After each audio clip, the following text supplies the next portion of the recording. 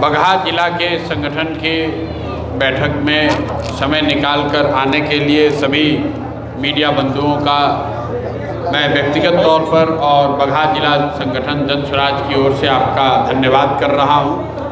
जैसा कि आप यहां देख सकते हैं, चुनाव के बाद संगठन पुनर्निर्माण की जो प्रक्रिया शुरू हुई है उसके तहत बगहा संगठन जिला के पुनर्गठित जिला कमेटी की कार्यकारिणी की आज पहली बैठक थी, जिसमें मैं और मेरे साथ चंपारण क्षेत्र के और राज्य से जो वरीय साथी हैं उन लोगों ने भी हिस्सा लिया।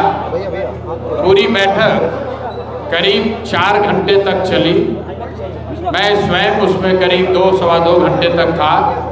बैठक में साथियों ने अभी तक पुनर्गठन की जो प्रक्रिया चली है उस पर अपनी राय रखी है और साथ में सबने मिलकर ये चर्चा की है कि अभी से लेकर 2 अक्टूबर तक जब पार्टी के 2 वर्ष हों जन स्वराज के, तब तक कैसे सब मिलके जन स्वराज के संगठन को मजबूत करेंगे, घर घर पहुंचाएंगे। सबने मिलकर संकल्प लिया है कि जैसे जन स्वराज का विचार, जन स्वराज की बात, जन स्वराज का प्रयास बिहार के हर घर तक पहुंचा है, वैसे ही सभी साथियों की मदद से जन स्वराज के संगठन को भी बिहार में हर घर तक पहुंचाया जाएगा। इस चर्चा के साथ ही आज की जो बैठक है वो खत्म हुई है।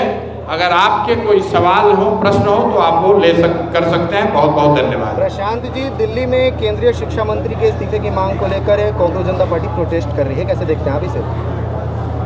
जहाँ तक शिक्षा मंत्री के इस्तीफे के मांग की बात है तो व्यक्तिगत तौर पर और जन स्वराज दल की ओर से हम लोग पहले भी कह चुके हैं कि जो बार बार प्रश्न पत्र लीक होने की बात है उसी के आधार पर शिक्षा मंत्री का इस्तीफा तो बहुत पहले हो जाना चाहिए था। ये कोई पहली बार प्रश्न पत्र लीक नहीं हुआ है। बिहार में या देश में खबर ये नहीं है कि कहाँ पेपर लीक हुआ। खबर तब बनती है जब कोई परीक्षा हो जाए और पेपर लीक न हो।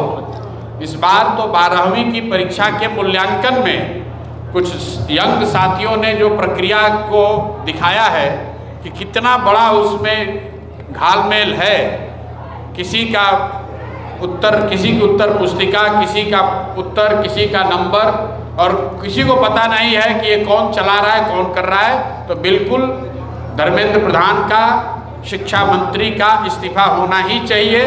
आपके बिहार के नज़रिए से मैं बता दूं, ये वही धर्मेंद्र प्रधान हैं जो बिहार के चुनाव के दौरान आकर प्रत्याशियों की खरीद फरोख्त करना, उनको डराना धमकाना, और ख़ास करके जन स्वराज ने तो इनके खिलाफ हम लोगों ने प्रेस कॉन्फ्रेंस किया था, इनका पूरा फोटो जारी किया था कि कैसे जन स्वराज के प्रत्याशियों से मिलकर उनको प्रभावित करने का प्रयास या उनको डराने या उनको खरीदने का प्रयास ये खुद कर रहे थे। इस तरह के व्यक्ति हैं। तो इनके शिक्षा मंत्री रहते हुए बिहार देश में शिक्षा की स्थिति तो सुधरने से रही। तो जो लोग मांग कर रहे हैं, जो बच्चे जंतर मंतर पर धरना दे रहे हैं, उसके समर्थन में हम लोग खड़े हैं। तेजस्वी यादव ने अपनी सुरक्षा वापस कर दी है, तो इस पर क्या बोले बताइए। अब तेजस्वी यादव सुरक्षा लेकर चले या न लेकर चले, ये उनका व्यक्तिगत मामला है, उनके और सरकार के बीच का मामला है।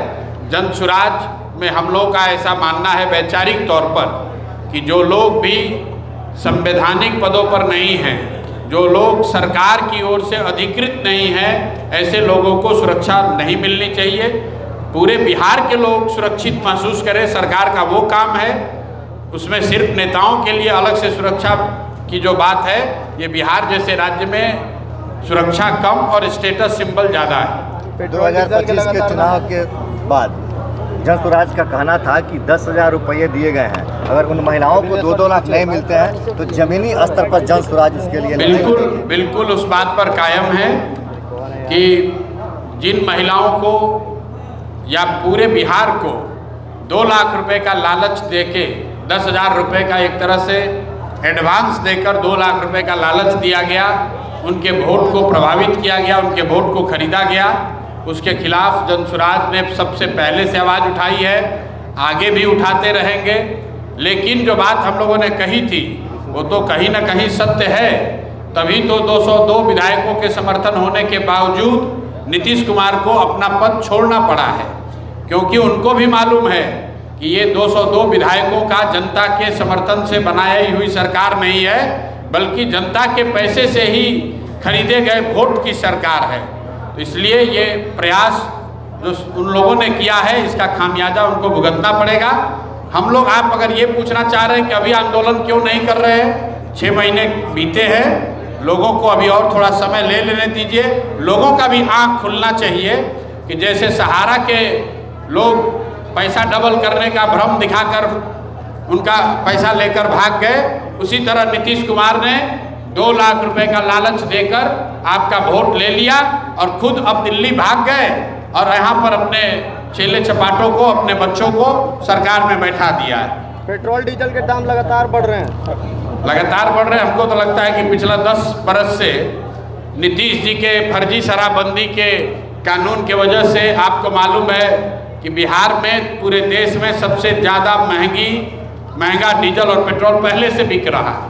बगहा में और ये जो सीमावर्ती क्षेत्र है यूपी से लगते हुए, ये तो बहुत पहले से मांग है लोगों की, क्योंकि यूपी के मुकाबले यहाँ पर डीजल और पेट्रोल 8 से 10 रुपये महंगा है। जहाँ तक रह गई बात केंद्र सरकार के डीजल पेट्रोल के दाम घटाने बढ़ाने का, तो उसके लिए आपको दिमाग लगाने की ज़रूरत नहीं है।